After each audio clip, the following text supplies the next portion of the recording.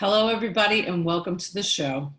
It is going to be a good day for you because you all get to meet my friend, Preston Scott. Well, I'm going to set up the framework before I introduce my friend, Preston. You can go ahead and say hello. Hello, Sharon. Thank you so much for having me today.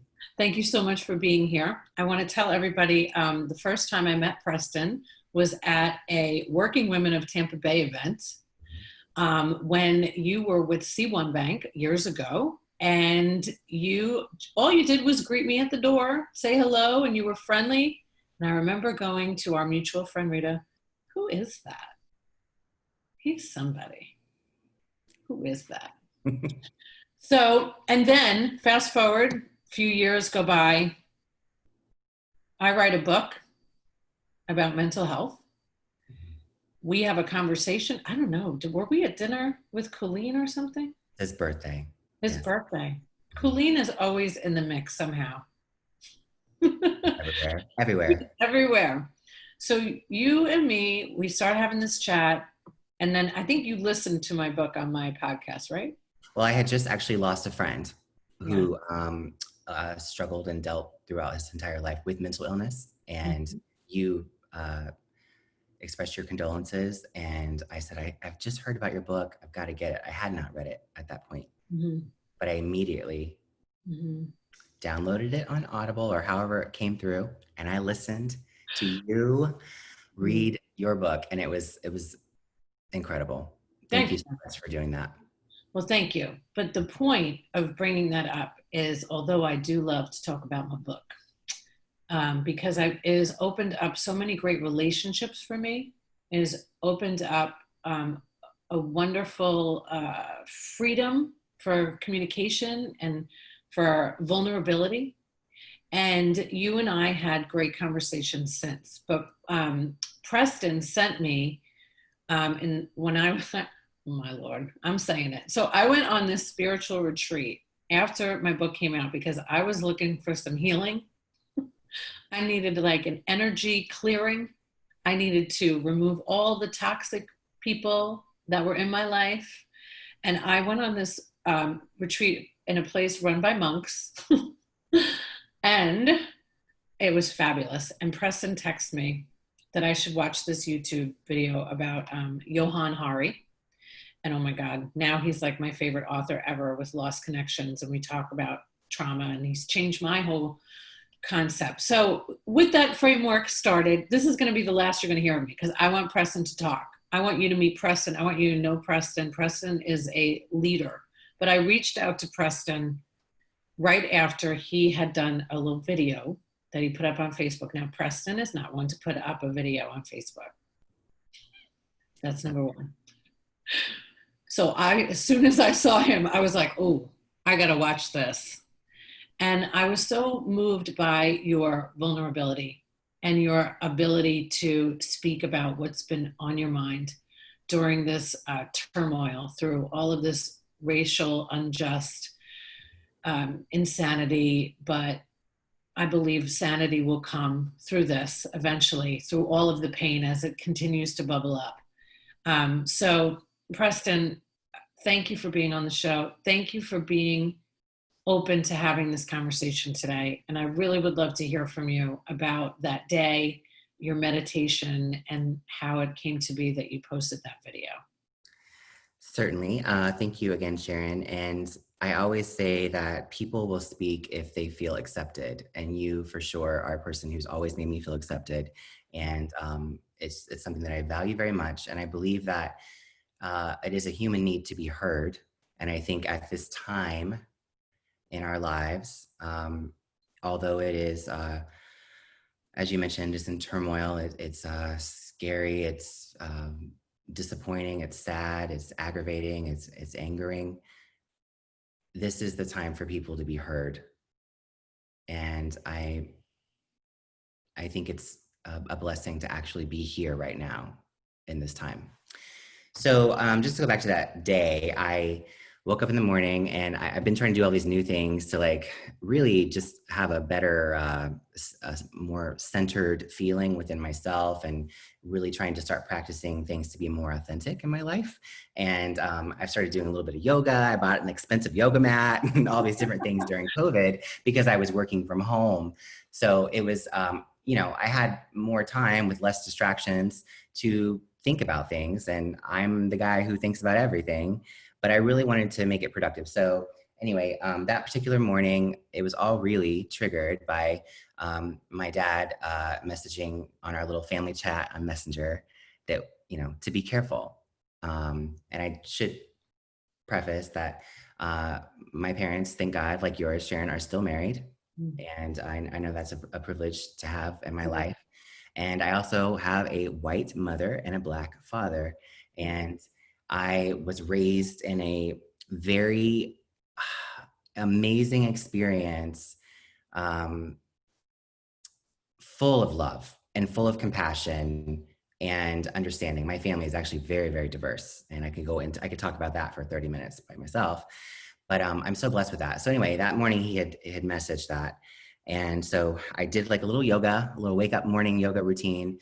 And then I did my 10-minute meditation, which I started these meditations. It's called 21 Days of Guided Meditation. It's on Active through Audible.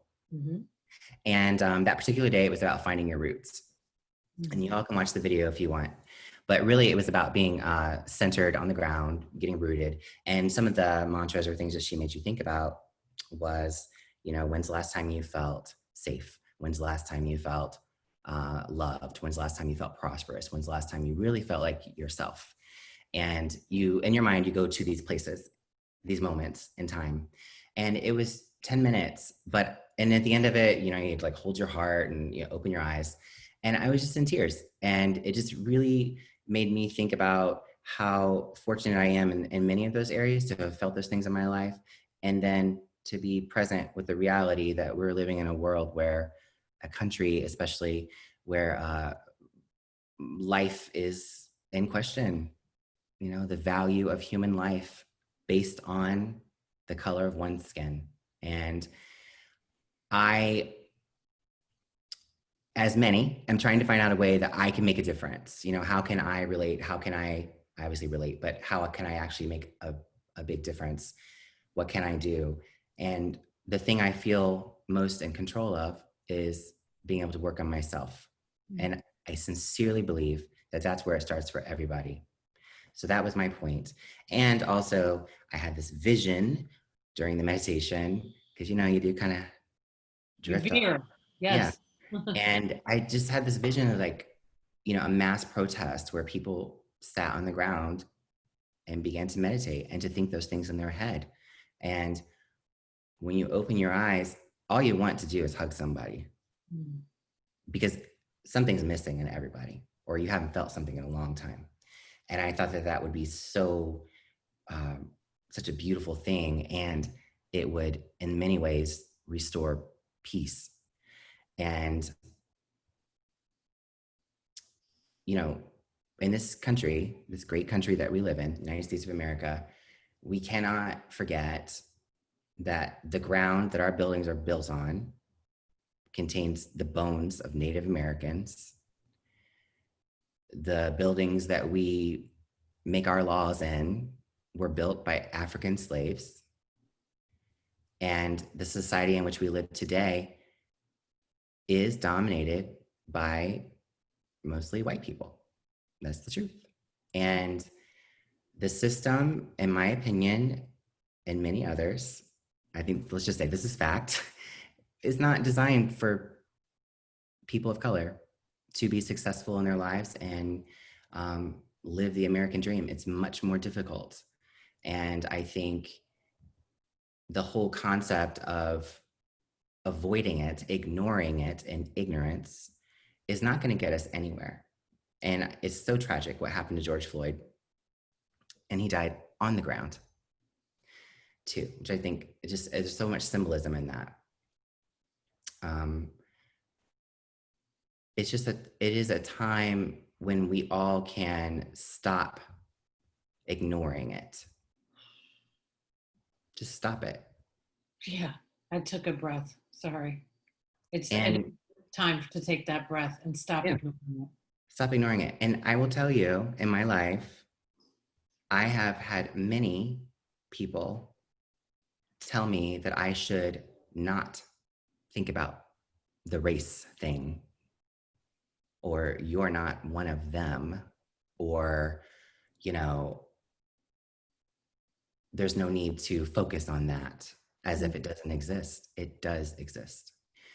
Many people may not feel it, but I feel it. I feel it every time I'm walking down a street in the dark and there's cops around, or I mean, basically that's the number one thing. Or if I'm going to get pulled over by a cop, you know, and I've got pulled over once for speeding. Okay, I'm a normal person, but it was in Jacksonville, and Jacksonville's very different than here in Tampa.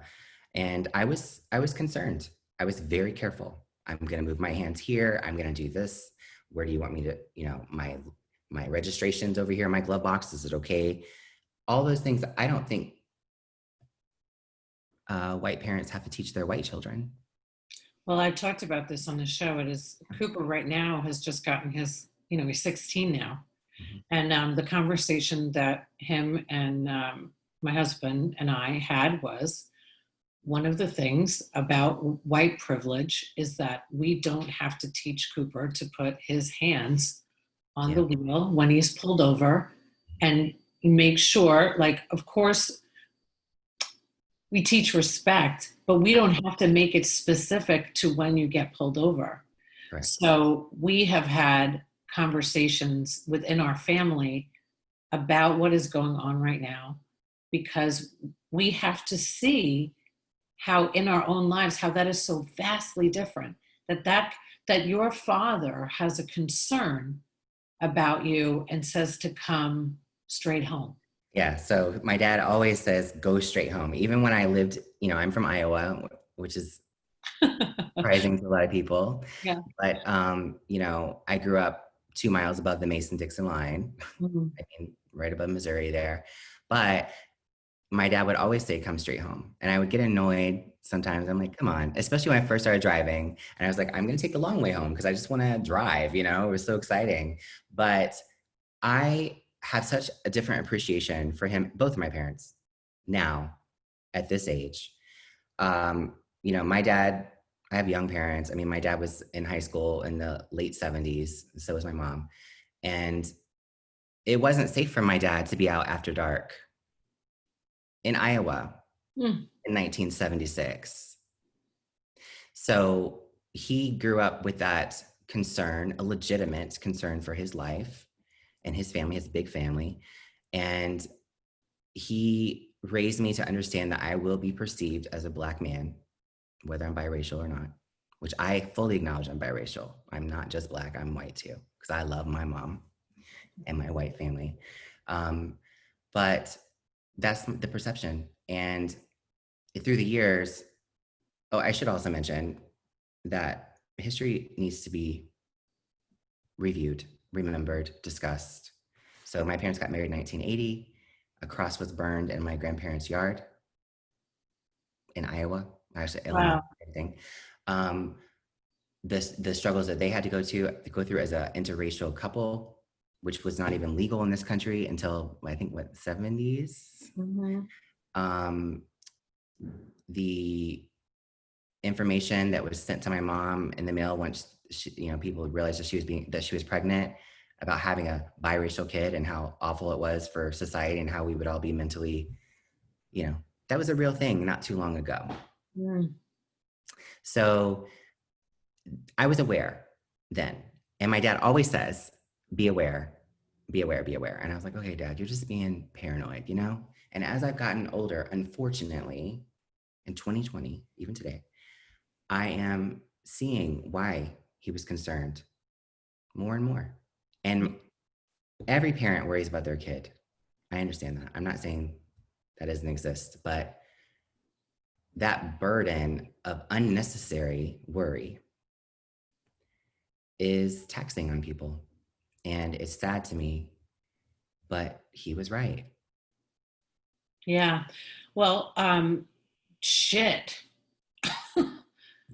That hit me really hard to hear. And one of the themes that I keep saying throughout having these conversations are we, I, as a white woman, need to listen more and need to have a full understanding. I can't remember which day it was, but I was talking about generational trauma Yes.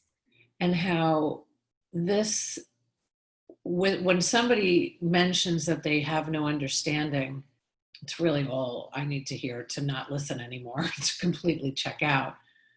But it is so common to hear that, right? Like, why does it have to be violent? Why does there have to be looting? Nobody wants that. I mean, that's not what anybody wants in the world. But these things need to get to this level for all of us to be able to hear Yeah. what has been going on for centuries. This is not new. This should not surprise people. And everybody that is surprised, like LaFern said yesterday, she's like, how could you be surprised? Yeah. I do think we're making an impact.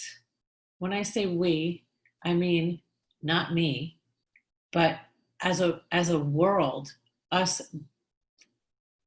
I'm thankful that this is happening. I don't care how anybody interprets that.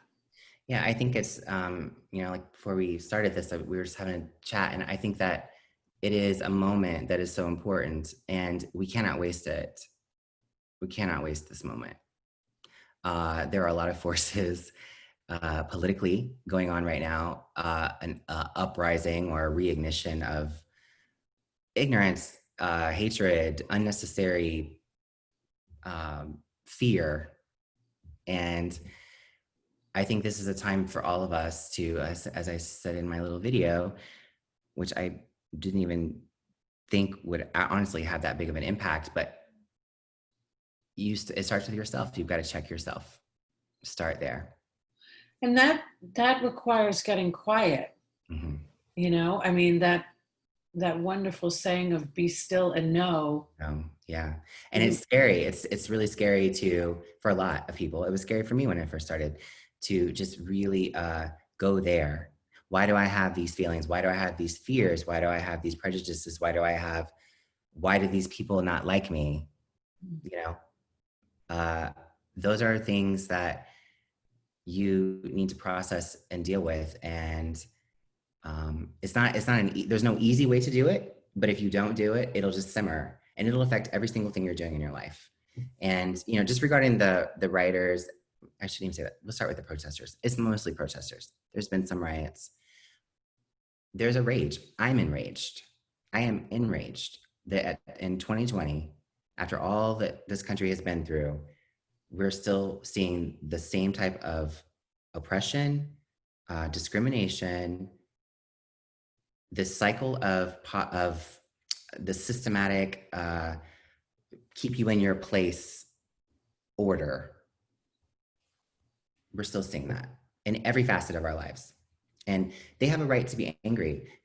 Everybody has a right to be angry, but how we express that. I just think some of us have a platform where we can be nice and tidy and talk about what's going on. But, there's a little black boy here in Tampa, I'm sure right now, who's watching what's going on on TV, wondering, what the hell? Yeah. What does this have to do with me? And those are the things, especially when people say, to me, I've heard, you're not one of them or whatever. We are all them.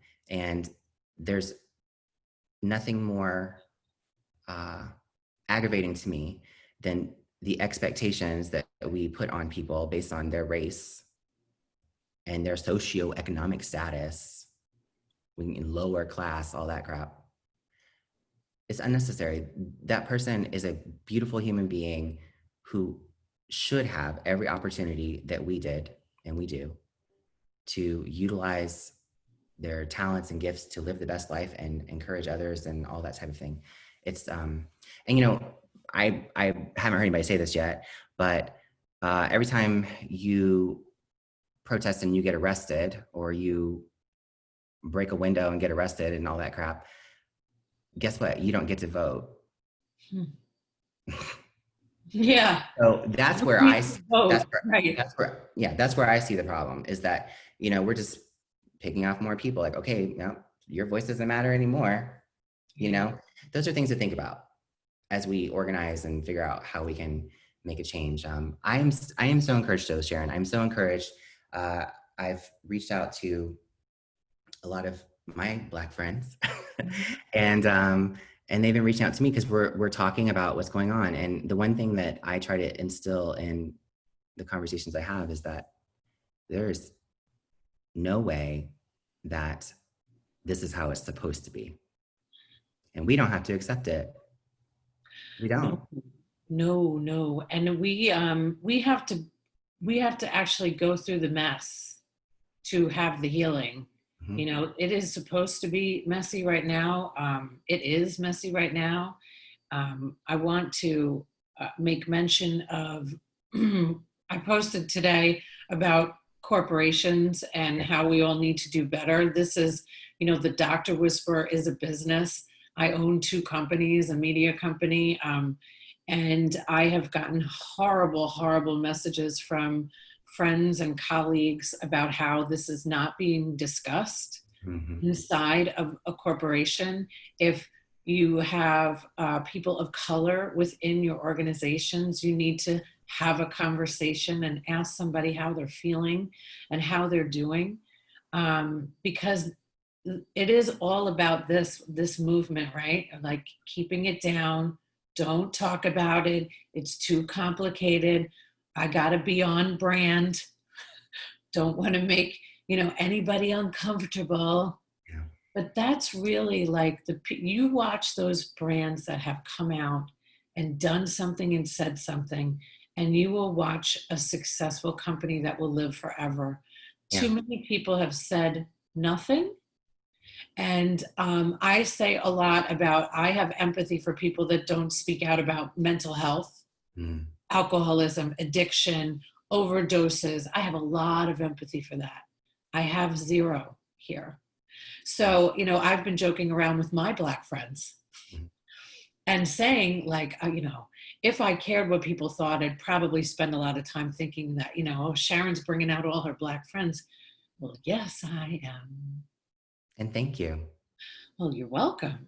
Um, And, you it's know, important to me that people get to hear you, Preston. well, thank you. And I think we all need to be heard, as I said in the beginning, and it is nice to have the opportunity where people actually are looking to hear from you as well. Because as you mentioned, you know, we all know when you at the dinner table, certain things you're not supposed to talk about. You're not supposed to talk about politics, you're not supposed to talk about money, you're not supposed to talk about racial issues because those are just controversial. But Don't race, come to my table then. right? Or my family either, Right. trust me. Yeah. But racism is not controversial. Right. It's wrong. It's wrong. It is absolutely wrong. It is inhumane. It is a And it's problem that needs taught. to be addressed. And it's taught. And it's 100%. Was that South Pacific, the Broadway, that song, You've Got to Be Carefully Taught. I think that's the song. And it talks about how you're taught to hate. And that's where, again, if you go back and check yourself and say, why do I have these feelings? If you happen to have those feelings, why? What are you afraid of? Yeah. I personally believe the biggest fear that is behind the stereotype of the Black man, for example, is that the collective power of all the oppression that Black people have faced in this country, if we were able to use that power to make a difference, it would be overwhelming. Mm. Overwhelming. And that's what I just try to remind my Black brothers and sisters is that we do have power, and that power cannot be snuffed out. It was given to us by God. All of us have the power, but I'm just saying, like, it's something that we can't forget when we're on the ground with a knee on our neck. We all, well, the good thing about the internet today, Preston, is that everybody's going to get exposed. Yeah. And And nobody can hide. like you just mentioned corporations, I love seeing, the mission statements or the things that people are coming out and saying, but I saw a great post today on Facebook saying, okay, well, for you companies that have done that, show me your board of directors. Yeah. What do they look like? That's real talk. That's real talk. That's the hashtag for this show. Most days, my friend. That's real talk, and that is real talk. So companies need to start thinking about that.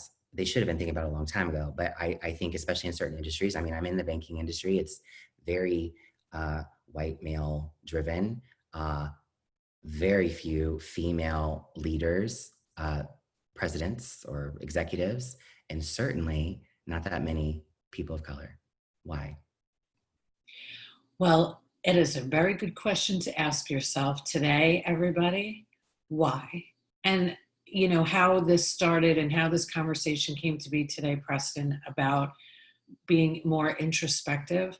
This is the time to ask those questions to yourself, and then have those conversations with colleagues and friends and leaders, true leaders that can make a difference. Yeah. You know, when you are willing to do the right thing, I can promise you the right thing will continue to happen. But when you continue to hide from it, it's only going to bubble to the surface. And we've been able to witness that full force here. We're very blessed to have great leaders like Jane Castor.